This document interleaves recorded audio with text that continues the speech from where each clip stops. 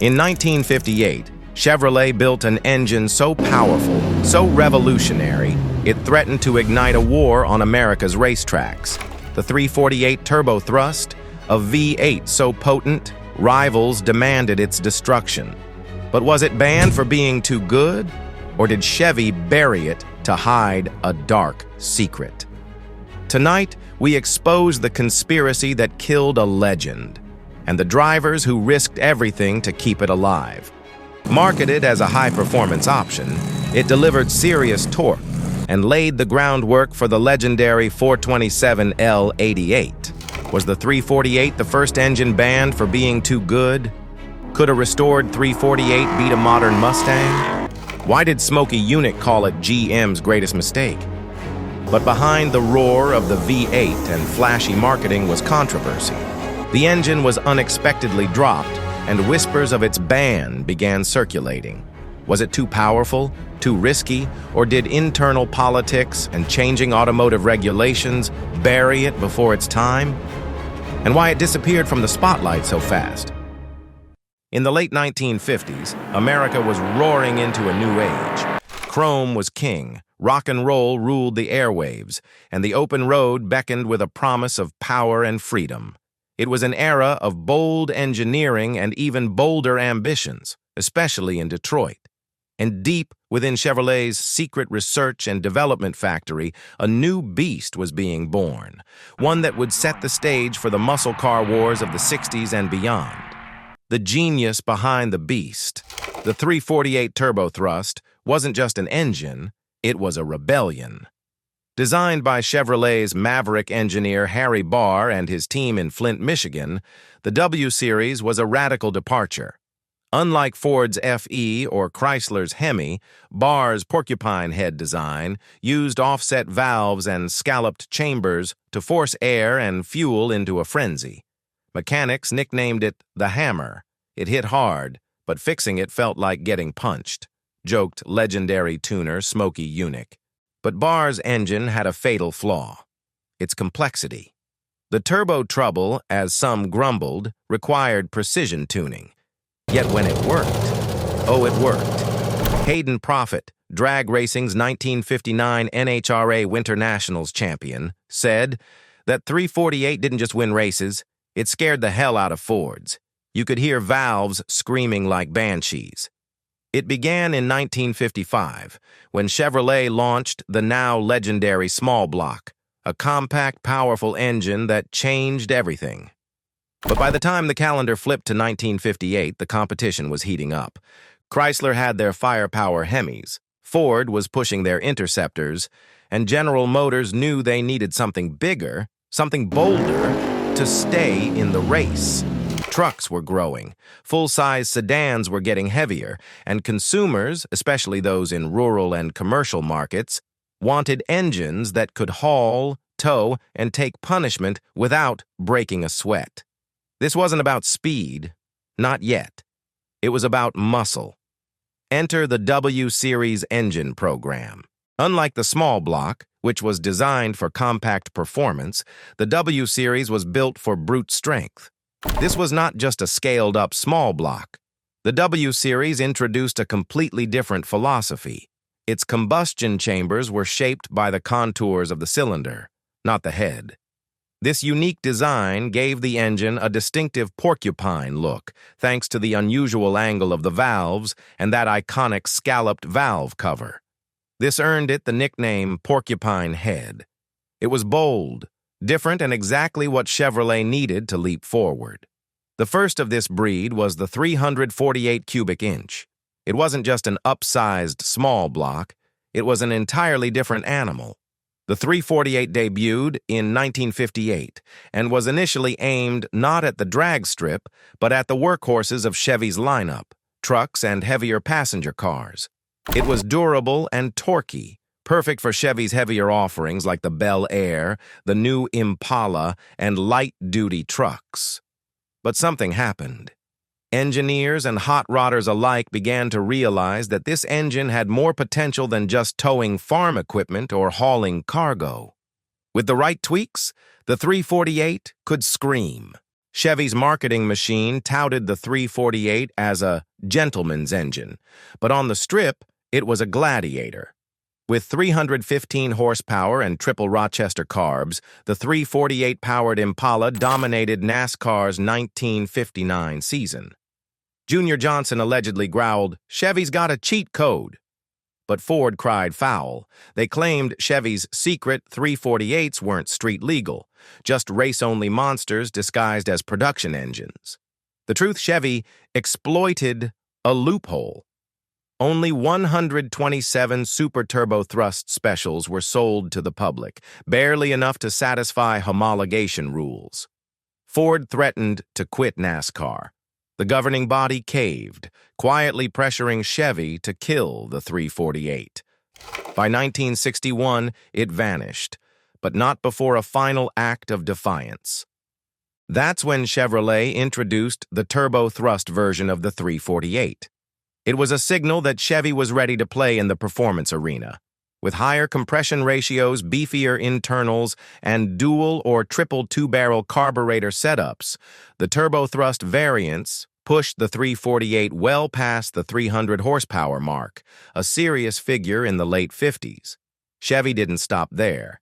In 1959, they offered the Super Turbo Thrust Special, an ultra-high performance version featuring triple Rochester 2GC carbs, known as Tri-Power. This setup produced a heart-thumping 315 horsepower. Now remember, this was still the 1950s. Muscle cars weren't even a defined category yet. The Mustang didn't exist. The GTO was still years away. But Chevrolet had already laid the groundwork for something massive. Under the hood of the Impala, the 348 became more than just an engine. It became a statement. It roared, it growled, it turned heads and burned rubber. It was Chevrolet's declaration that they weren't just building cars, they were building dreams with thunder under the hood. Drag racers started tuning it, dealers pushed it hard, and for a moment, it seemed Chevrolet had found its golden weapon.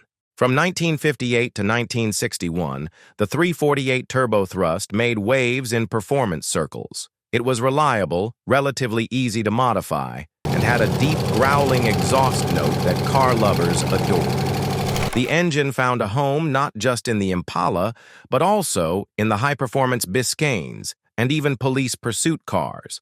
But as with many things in American automotive history, there was a catch. Chevy stabbed us in the back.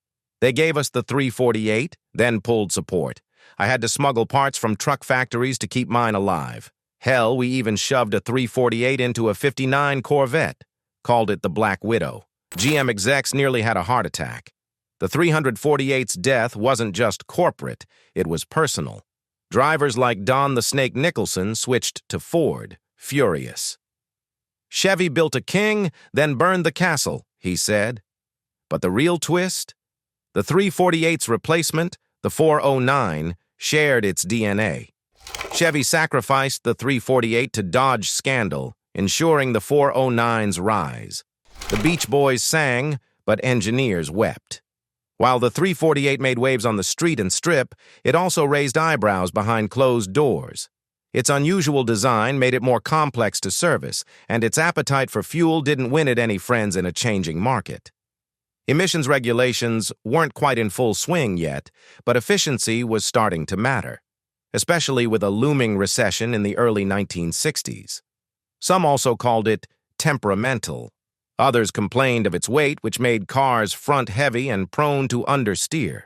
Technicians noticed that the engine, though powerful, had limits when pushed to the edge. More importantly, Chevrolet was already hard at work on something bigger, literally and figuratively.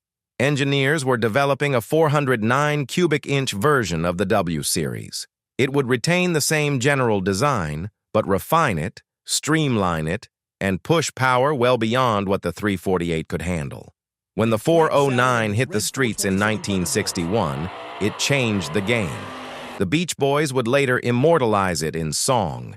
It ran stronger, smoother, and faster. But before the 409 could rise, the 348 had to step aside. By 1961, the 348 was phased out of passenger cars and relegated mostly to truck duty until its final disappearance. And just like that, the turbo thrust, a name once splashed across brochures and barked over loudspeakers at drag strips, was gone. Some say it was banned. Others claim it was simply outclassed. The truth lies somewhere in between. The 348 turbo thrust wasn't banned in the literal sense, but it was quietly swept aside, eclipsed by its more famous descendant. Yet its influence lives on, in the rumble of every high-performance V8 that followed, in the legacy of Chevrolet's performance lineage, and in the hearts of those who remember the first time they heard it roar to life. To the public, the 348 just faded away. One year it was an option, and the next, it wasn't.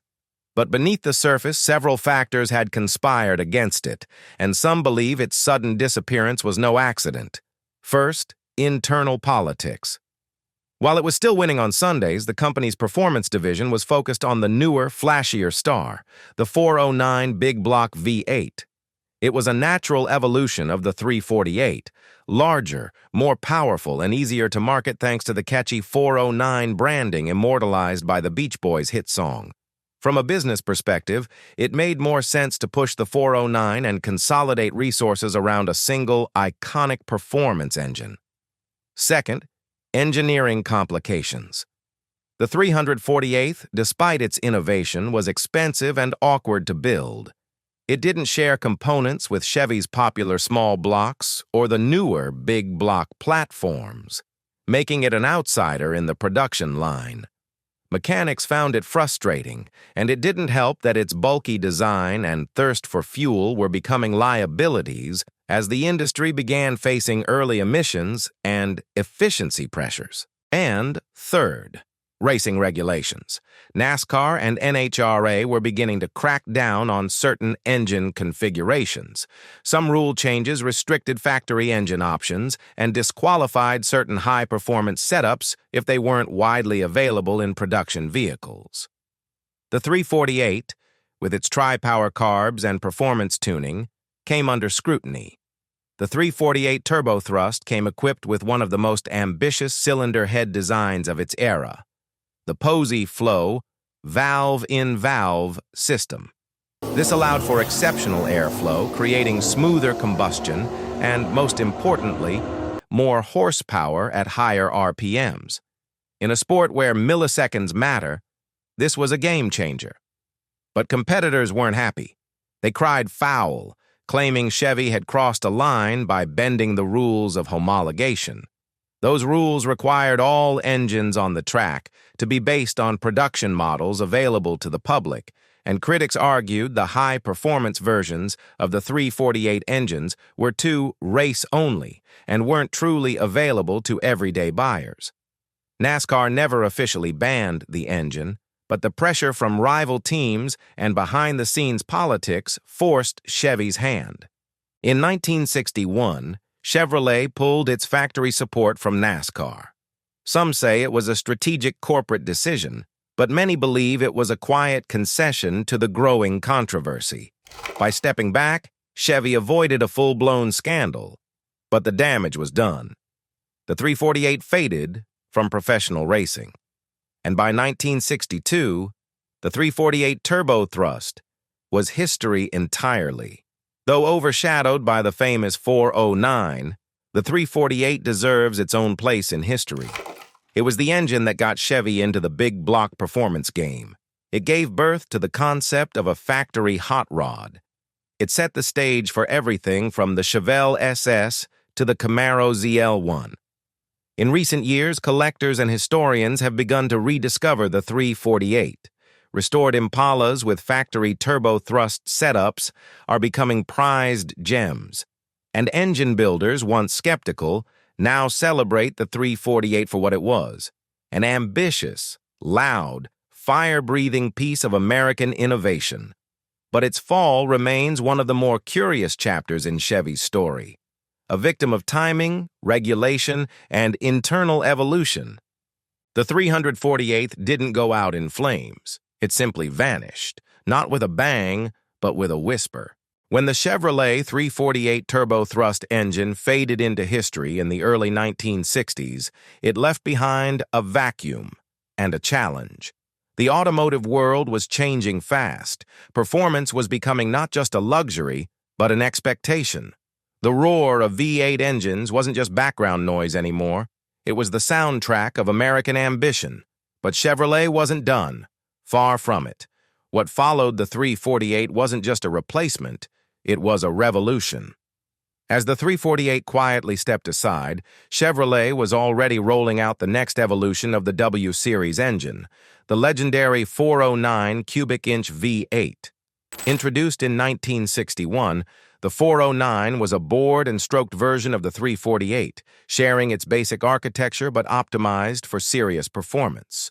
It featured improved breathing, revised internals, and more aggressive tuning options. In its highest state of factory tune, the 409 cranked out 425 horsepower, an eye-watering figure for the early 60s. The 409 didn't just perform, it inspired. It made waves on drag strips across the country, and even got immortalized in the Beach Boys' 1962 hit 409. Suddenly, every teenager wanted one. Every stoplight was a starting line. But even the 409th, mighty as it was, wouldn't reign forever. By 1965, the W Series engines, both the 348 and 409, were being phased out in favor of something even more powerful, the Mark IV Big Block V8 family. First introduced as a 396 cubic-inch V8 in the 1965 Corvette and Z16 Chevelle Malibu SS, the Mark IV represented a complete departure from the W engine design. This was the true beginning of the Chevrolet Big Block legacy. With redesigned heads, larger ports, and improved airflow, the 396 delivered high performance with more reliability and efficiency than its predecessors. The L78 396, with its solid lifter camshaft and high compression, put out 425 horsepower. This engine set the tone for what would become the golden age of muscle cars. In 1966, Chevrolet took the next logical step and introduced the 427 cubic-inch V8. This engine became a legend nearly overnight. Built off the Mark IV architecture, the 427 was available in multiple versions, from high-torque truck models to high-compression, high-revving monsters. The most famous of them all? The L88 427, rated at a conservative 430 horsepower but known to put out over 500 HP in race trim. These engines were brutal, built for track domination rather than daily driving. The L88 was so aggressive that Chevrolet discouraged customers from ordering it for street use, even though a few did. The 427 became the heart of high-performance Corvettes, full-size sedans, and drag strip terrors across the country. It represented Chevrolet at full throttle. As the 1970s dawned, displacement wars hit their peak, and in 1970, Chevrolet released what would become its largest production big block V8, the 454 cubic-inch LS5 and LS6. The LS6454, rated at 450 horsepower, remains one of the most powerful factory engines ever put in a GM vehicle. Stuffed into the 1970 Chevelle SS, it turned the mid-size muscle car into a monster capable of quarter-mile times in the low 13 seconds, and that was on factory tires. The 454 was the pinnacle of big block performance. It offered more torque, more raw grunt, and a bigger presence than anything before. But its reign would be short-lived. By 1972, emissions regulations, insurance premiums, and fuel economy concerns began to chip away at the big block era. The high-compression monsters were detuned, choked by smog equipment, and slowly faded into legend. As the big blocks began their decline, Chevrolet refocused on its bread-and-butter performers, the small block V8s. These engines became the backbone of GM's performance throughout the 1970s, 80s, and beyond. The 350 small block, in particular, became a staple. It didn't have the same brute force as the 454, but it was lightweight, reliable, and endlessly tunable. Variants like the L82 and later LT1 engines kept the fire burning in Corvettes, Camaros, and Novas, even as emissions laws kept tightening the screws. Chevy's small block V8 remained America's go-to performance motor for decades. While horsepower was lower in the 70s and 80s, the aftermarket exploded, keeping these engines alive in garages and race shops everywhere. By the 1990s, it was time for something new again. Chevy introduced the LT1 in 1992, a refined, small-block V8 with reverse-flow cooling and fuel injection. It was smoother, more efficient, and marked the transition from old-school muscle to modern performance. Then, in 1997, Chevrolet launched what would become a performance icon, the LS1 engine in the C5 Corvette. The LS series engines, starting with the LS1, then LS6, LS2, and LS3, completely redefined what a small block could be. Lightweight, compact, and capable of massive power with bolt-on mods, the LS family brought affordable, reliable speed to a whole new generation. And the legacy didn't stop there. In the 2000s and 2010, Chevrolet doubled down with high-performance variants like the LS 7.0-liter, 505 horsepower in the C6Z06, and the supercharged LS9, 638 horsepower in the Corvette ZR1. These engines combined modern materials, racing technology, and brutal power in street-legal packages. Then came the Gen V LT series, including the LT1, LT4, and LT5.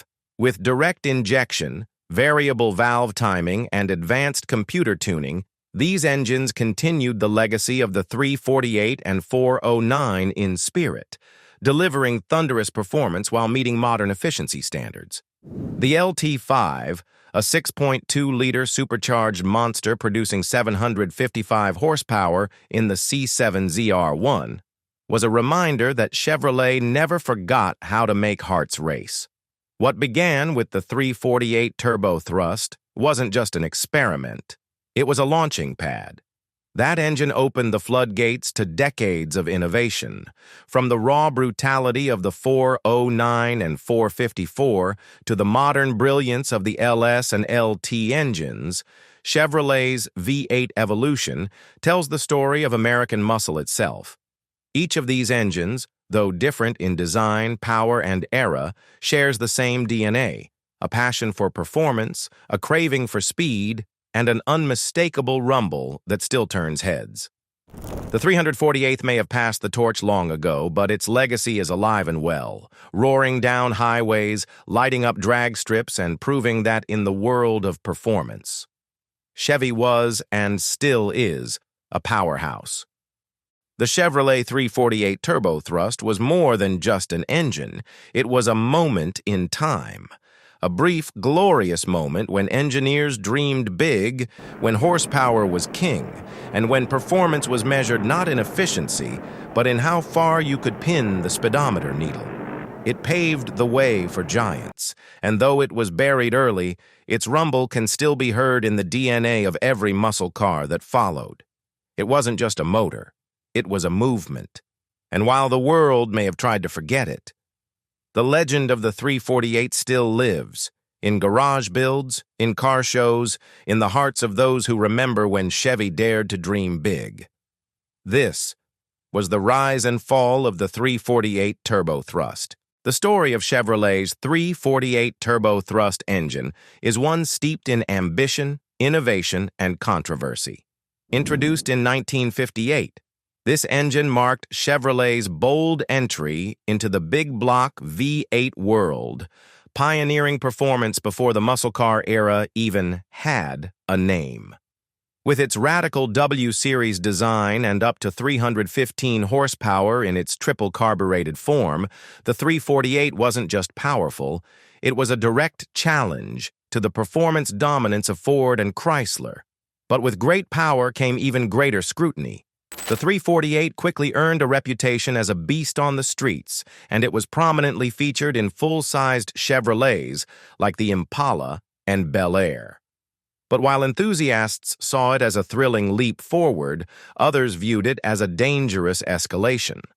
By the late 1950s, concerns over street racing, teenage fatalities, and the rise of high-speed road accidents were mounting. Public sentiment, media pressure, and insurance companies began targeting the automakers, accusing them of glamorizing speed and enabling reckless behavior.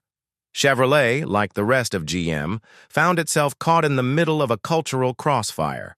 Though the 348 wasn't banned by law, its production and promotion became increasingly restricted by corporate decisions.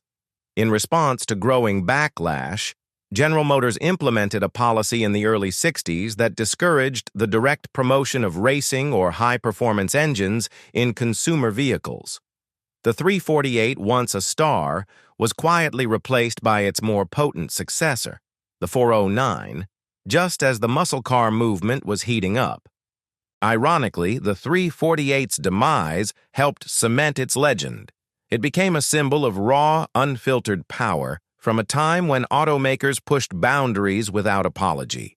Its unique design, including the offset combustion chambers and scalloped valve covers, was never duplicated, adding to its mystique among collectors and historians. It was a relic of a moment when performance came first and regulations came second. Today, the 348 Turbo Thrust is a relic. Or is it? Rumors persist that Chevy's modern LT6 V8 borrows its porcupine valve tech, a direct descendant hidden in plain sight. Was the 348th truly banned, or did it evolve into a silent assassin? One thing's certain: America's first muscle car engine never died. It's waiting, watching, and ready to roar back. Today, the 348 is celebrated not only for its mechanical achievements, but also for what it represented: an era of fearless engineering and unrestrained horsepower. It was a machine built for thrill-seekers, dreamers, and rebels, a far cry from the safety-focused, tech-laden cars of today.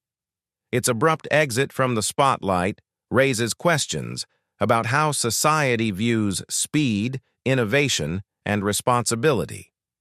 Was the 348 Turbo Thrust truly a menace, or was it simply ahead of its time, misunderstood in an age unprepared for its capabilities? And if history could be rewritten, would Chevy dare to bring it back?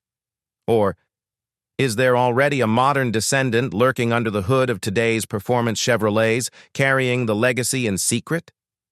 What if Chevy hadn't abandoned the 348? Would Ford have fallen? Could NASCAR's history be rewritten? And is your neighbor's Camaro hiding a 348's ghost? The truth is out there, and it's powered by gasoline. This is Paul from Rare Car Stories. Catch you next time.